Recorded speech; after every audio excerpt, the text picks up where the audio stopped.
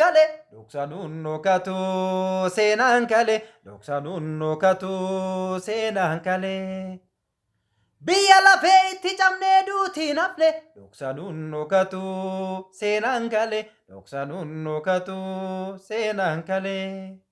Lowwan deegaasiin horuu gadiigi sirraa nyaatee kuufe biyyi ormaa nama ganaa beeki.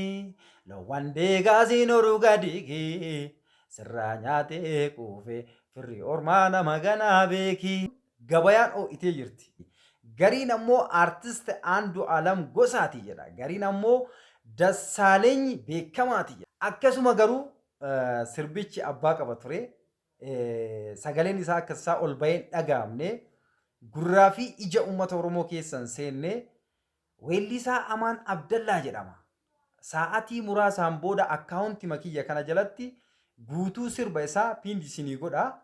Hin hordoftanii warri yuutuubii irrattis na gaafataa turtan liinkii as jala jiru kana subscribe gochuudhaan achi jalatti booda muuziqicha isiniif waan ta'eef nu hordofaa.